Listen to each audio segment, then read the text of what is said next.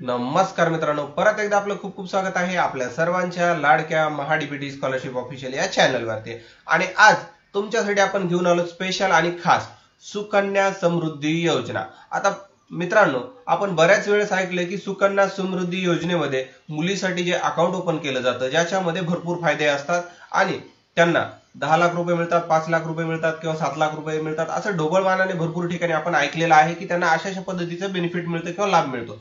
परंतु ऍक्च्युअल मध्ये त्यांना किती लाभ मिळतो, तो कसा मिळतो, त्यासाठी लागणारी पात्रता कुठली, त्यासाठी होणारे फायदे कुठले आणि ते अकाउंट आपल्याला उघडायचे कुठं, या संदर्भात आपल्याला माहिती नसते। त्याच्यामुळे आपण या लाभापासून वंचित राहतो। मग या लाभापासून आपण वंचित राहू नये, त्यामुळे तुम्हाला स्पेशल या व्हिडिओच्या माध्यमातून याच्याशी निगडीत सगळ्या गोष्टीची चर्चा आपण या व्हिडिओच्या माध्यमातून करणार आहोत। तर सर्वप्रथम मित्रांनो, आपण महाडीबीटी स्कॉलरशिप ऑफिशियल या चॅनलवरती नवीन असाल, अद्याप चॅनलला सबस्क्राईब केलं नसेल तर मग काय करायचंय, चॅनलला सबस्क्राईब करायचे आणि बेल आयकॉनला हिट करायचे, यामुळे नवीन येणारा व्हिडिओ सर्वात अगोदर तुमच्यापर्यंत पोहोचेल। चला वळूयात आजच्या विषयाकडे। सर्वप्रथम आपण इन शॉर्ट मध्ये 2-3 वेबसाईट आहेत, जसं की आता सुकन्या समृद्धी योजना याची जे अकाउंट उघडायचे ते भारतामधील राष्ट्रीयकृत सर्व बँकेमध्ये हे अधिकृत उघडलं जातं। त्याच्यामध्ये आपण आयसीआयसी बँक म्हणून, एचडीएफसी म्हणून, ICICI, axis, post payment bank, SBI सगळ्या बँकेमध्ये उघडलं जातं। तर प्रत्येकांचे ऑनलाईन ऍप्लिकेशनची प्रोसेस वेगवेगळ्या पद्धतीची असते। कुठले बँकवाले ऑफलाईन तर कुठले बँकवाले ऑनलाईन, अशा पद्धतीने खाते उघडतात।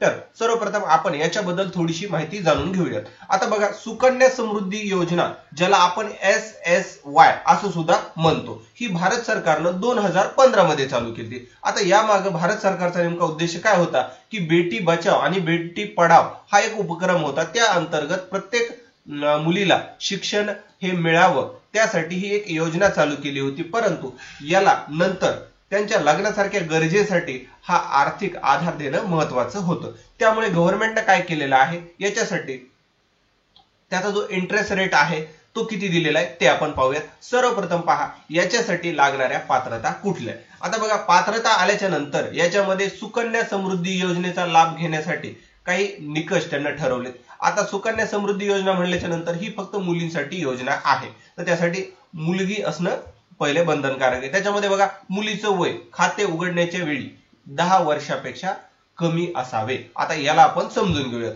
म्हणजे कसं की ज्या वेळेस मुलीचा जन्म झाला, तिच्या जन्म झाल्यापासून पहिल्या दिवशी ते 10 वर्षापर्यंत ती तिचं अकाउंट हे उघडू शकते। परंतु तुम्ही जर म्हणाल की 10 वर्ष आणि 1 दिवस, 2 दिवस किंवा 10 दिवस झालेत, तर ती मुलगी या योजनेसाठी पात्र नाही असं म्हणता येईल। असं गव्हर्नमेंटचे नॉर्म्स आहेत किंवा गव्हर्नमेंटचे नियम आहेत। आता याच्यामध्ये पहा, भारतीय निवासी म्हणजे काय, ज्या मुलीचं हे अकाउंट उघडायचं आहे ती मुलगी आणि तिचे वडील हे भारताचे रहिवासी किंवा भारतात राहणारेच असणं गरजेचं आहे।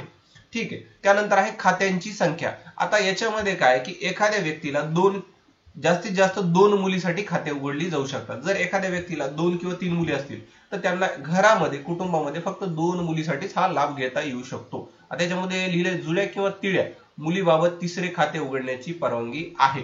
जर जुळ्या किंवा तिळ्या असतील तर, आणि जर अशा नसतील, नॉर्मल 3 मुली जर असतील तर त्यांना खातं उघडता येणार नाही। तर ही एक एलिजिबिलिटी क्रायटेरिया अट आहे। त्यानंतर पालक किंवा कायदेशीर पालक खाते फक्त पालक किंवा कायदेशीर पालक मुलीच्या नावाने उघडू शकतात। आता याचा अर्थ नेमकं काय, ज्या मुलीचा हे SSY किंवा सुकन्या समृद्धी योजनेचा अकाउंट उघडायचे, ह्याच्यासाठी त्याचं पालक म्हणजे आई किंवा वडील त्याच्यासोबत अकाउंटला जॉईंट असणं गरजेचं आहे। आणि त्याचबरोबर जर एखाद्या मुलगी अनाथ असेल तर तिचे कायदेशीर पालक किंवा जे असतील त्यांना सुद्धा त्याच्यासोबत खातं उघडू शकतात। आता याच्यामध्ये सर्वप्रथम आपण अर्ज प्रक्रिया योजनेचे फायदे बघूयात। आता योजनेच्या फायद्यामध्ये सर्वप्रथम मी ह्याला थोडं झूम करून घेतो, म्हणजे तुमच्या लक्षात यायला सोपं होईल। आता बघा, याच्यामध्ये सगळ्यात उच्च व्याजदर देण्यात येतो। आता सध्या एप्रिल 2025 या योजनेमध्ये 8.2% वार्षिक व्याजदर मिळतो,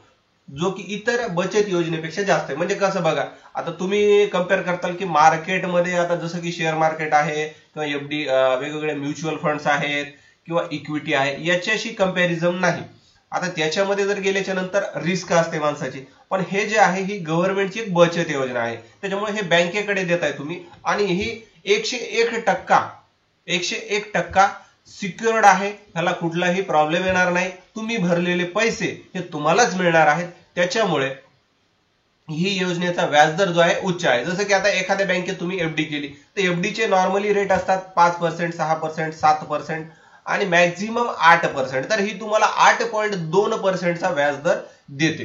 त्याच्यामुळे हे एक हायेस्ट व्याजदर आपण त्याला म्हणू शकतो. आता परत बघा कर सवलत. आता कर सवलत मध्ये काय दिले की या योजनेमध्ये त्याची जी मॅच्युरिटी अमाऊंट आहे ती मॅच्युरिटी अमाऊंट जेव्हा होणार आहे आणि 1.5 लाखापर्यंत त्याला कर सवलत दिली आहे. त्यासाठी आयकर एक कायदा कलम 80C अंतर्गत 1.5 लाखाची कर सवलत आपल्याला याच्यामधून मिळू शकते. आता याचा दीर्घकालीन गुंतवणूक म्हणजे याच्यामध्ये नेमकं किती टप्प्यापर्यंत आपली गुंतवणूक आहे ते जाणून घेणं महत्वाचं आहे. आता योजनेचा कालावधी 21 वर्षाचा, ज्याच्यामुळे दीर्घकालीन बचत होते आणि चक्रवाढ व्याजाचा लाभ मिळतो. आता याच्यामध्ये बघा की आपण मिनिमम किती गुंतवणूक करू शकतो. आता बऱ्याच जणांचा प्रश्न असतो की मिनिमम किती गुंतवणूक करता येते. आता याच्या बघा दरवर्षी 250 रुपये, म्हणजे एखाद्या सर्वसाधारण पद्धतीने बघितलं तर 250 रुपये आणि जास्तीत जास्त 1.5 लाख रुपये आपल्याला गुंतवणूक करता येते. तसंच तुम्ही याच्यामधली कुठलीही अमाऊंट ठरवू शकता, जसं की 1 लाख,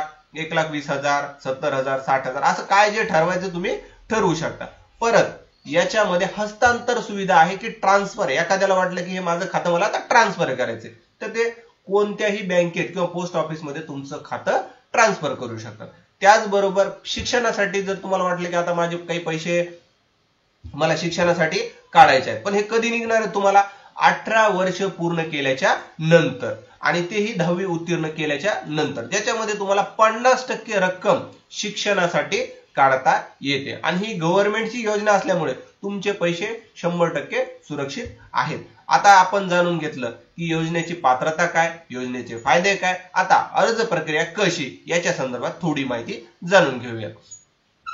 आता बघा, अर्ज प्रक्रियेसाठी सर्वप्रथम आपल्याला एखाद्या बँकेत जायचे. कुठलीही बँक असू शकते, ज्याच्यामध्ये आता मी तुम्हाला जसं सांगितलं की तुमच्या गावामध्ये जर तुम्ही खेडेगावात राहत असाल तर पोस्ट बँक प्रत्येकाच्या गावात कॉमन आहे किंवा SBI कॉमन आहे, तिथे जाऊन तुम्ही हे खातं उघडू शकता. किंवा तुम्ही जर एखाद्या अर्बन, सब अर्बन किंवा मेट्रोपोलियन एरियामध्ये राहत असाल तर तुम्हाला SBI, HDFC, ICICI बँक हे सगळे ऑप्शन अवेलेबल आहेत.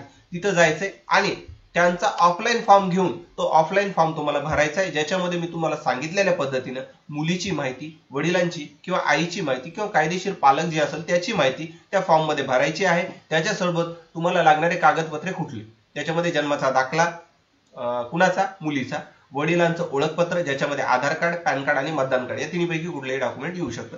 त्याचबरोबर पत्त्याचा पुरावामध्ये तुम्ही लाईट बिल, राशन कार्ड अशा पद्धतीने डॉक्युमेंट देऊ शकता. आणि तुम्हाला सांगितलेला जो फॉर्म आहे SSY खाते उघडण्याचा फॉर्म, SSY म्हणजे परत मी तुम्हाला सांगतो सुकन्या समृद्धी योजना. त्याचबरोबर जुड्या तिळ्या मुली जर असतील तर त्यासाठी वैद्यकीय एक प्रमाणपत्र की हे अशा पद्धतीने होतं ते. आणि तुम्हाला एक प्रारंभिक ठेव जसं 250 रुपये सुरुवातीला जमा करावे लागतील, जे की तुम्ही कॅश देऊ शकता, DD देऊ शकतात किंवा ऑनलाईन बी प्रोसेस त्याच्यामध्ये टाकू शकतात. आता ही अर्ज प्रक्रिया कागदपत्र जोडल्याच्या नंतर बँक तपासेल आणि तुमचं खातं उघडून तुम्हाला पासबुक मिळेल. आणि जर तुमची इंटरनेट बँकिंग सुद्धा तुम्हाला उपलब्ध होऊ शकते. आता याच्यामध्ये अजून काही महत्वाच्या बाबी त्या आपण समजून घेऊयात. जसं की ठेवीचा कालावधी 15 वर्ष ठेवी करावे लागतील, यानंतर 21व्या वर्षी व्याज मिळत राहते. आता म्हणजे काय की तुम्ही दर महिन्याला हे पैसे दर वर्षाला हे पैसे भरत राहणार आहेत आणि त्याचा जो लाभ आहे तुम्हाला तो 21 वर्षापर्यंत मिळणार आहे. आणि तुम्हाला पैसे हे 15 वर्षापर्यंत भरायचे आहेत. तुम्ही जे भरणार आहेत जी अमाऊंट ती 15 वर्ष भरा. आणि इन केस एखाद्या वर्षी तुमच्याकडनं पैसे भरणं झाले नाही, आता जसं की तुम्ही जो कुठली अमाऊंट घेताय ते पैसे भरणं झाले नाही तर तुमचं खातं डिफॉल्ट होत नाही किंवा बंद पडत नाही.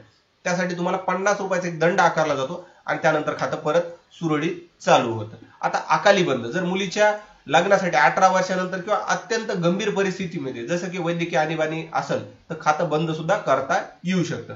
आणि ज्या वेळेस मुलगी 18 वर्षाची होईल तिथून पुढे खातं मुलगी सुद्धा ऑपरेट करू शकते. आता तुम्हाला मी याच्यामध्ये ऑनलाईन प्रोसेस सांगितली, महत्वाच्या बाबी सांगितल्या आणि आता सगळ्यात महत्वाचा पार्ट राहिलाय तो कोणता आता आपण किती पैसे भरल्याच्या नंतर किती टर्म मध्ये किती पैसे होतात याचे कॅल्क्युलेटर ओपन करतो आणि तुम्हाला सगळ्या बेसिक गोष्टी तुम्हाला सांगतो मी याच्यामध्ये. व्हिडिओ थोडा नक्कीच मोठा होईल मित्रांनो, परंतु याच्यामध्ये तुम्हाला A to Z सगळी माहिती मी सांगणार आहे, त्याच्यामुळे व्हिडिओला बिलकुल स्किप करू नका. आता पहा, सुकन्या समृद्धी योजनेचं कॅल्क्युलेटर, त्याची मी लिंक तुम्हाला डिस्क्रिप्शन मध्ये देणार आहे. तुम्हाला हवं तर तुम्ही सुद्धा कॅल्क्युलेट करून नक्की पाहू शकता. आता पहा की याच्यामध्ये जर मी ठरवलं की 1.5 लाख रुपये आपल्याला भरायचे आहेत पर इयर, 1.5 लाख रुपये पर इयर. आणि आता समजा मुलीचं वय जर आपण 1 वर्ष असं पकडलं, ज्याच्यामध्ये 1 वर्ष म्हणजे 1 दिवसापासून 364 दिवसापर्यंत 1 वर्ष, तर ते आपण कुठले पकडू शकतो. आणि याची सुरुवातीचा पिरियड म्हणजे कुठल्या तारखेपासून करतोय, तर आता आपलं सध्या चालू आहे 2025, तर आपण 2025 पासून स्टार्ट करतोय असं आपण इमॅजिन करू. तर या जर तुम्ही 1.5 लाख रुपये भरत चाललात तर तुमची मॅच्युरिटी इयर होणार आहे 2046, बरोबर. आणि याच्यामध्ये 1.5 लाखाप्रमाणे तुमची एकूण अमाऊंट जमा होणार आहे 22,50,000 रुपये. एवढी अमाऊंट तुमची त्या अकाउंट मध्ये जमा होणार आहे. आणि त्याच्यानंतर तुम्हाला टोटल इंटरेस्ट म्हणजे व्याज किती भेटणार आहे ते सांगितले. टोटल इंटरेस्ट आहे 46,77,578 रुपये, म्हणजे याची मॅच्युरिटी अमाऊंट होणार आहे 2046 ला. आणि त्याच्यानंतर तुम्हाला मिळणारे टोटल मॅच्युरिटी अमाऊंट किंवा टोटल व्हॅल्यू किती आहे, तर 69,27,578 रुपये. आता तुम्ही म्हणताल सर प्रत्येक जण तर 1.5 लाख रुपये भरू शकत नाही ना. मग बरोबर आहे तुमचं म्हणणं, प्रत्येक जण 1.5 लाख रुपये भरू शकत नाही. त्या ठिकाणी तुम्हाला हवं असेल तर तुम्ही एक 50,000 रुपयाची सुद्धा इथं अमाऊंट घेऊ शकता. तर मी तुम्हाला एक 50,000 रुपयाचं एक कॅल्क्युलेशन छानसं तुम्हाला सांगणार आहे. बघा आता 50,000 रुपयाचं कॅल्क्युलेशन मध्ये परत तुमचं वय 1 वर्ष आहे असं इमॅजिन करा. 2025 पासून तुम्ही स्टार्ट करताय, तर तुमचे 7.5 लाख रुपये जमा होतील. आणि गव्हर्नमेंट तुम्हाला व्याज देईल 15,59,193 रुपये. आणि ज्याच्यामध्ये तुमची मॅच्युरिटी अमाऊंट होणार आहे 23,09,193 रुपये. मग अशा पद्धतीने तुम्हाला हे बेनिफिट मिळणार आहे. आता याच्याशी निगडीत जर तुम्हाला काही अडचणी असतील तर त्या नक्कीच मला कमेंट करून सांगायला विसरू नका. हा व्हिडिओ आवडला असल्यास मनापासून लाईक करा आणि अद्याप चॅनलवर नवीन असाल चॅनलला सबस्क्राईब करा. आणि सगळ्यात महत्त्वाचं काम मित्रांनो, गरजू व्यक्तीपर्यंत हा व्हिडिओ जास्तीत जास्त शेअर करा. तुमचा मौल्यवान वेळ दिल्याबद्दल धन्यवाद मित्रांनो. भेटूयात अशाच एका इन्फॉर्मेटिव्ह व्हिडिओमध्ये.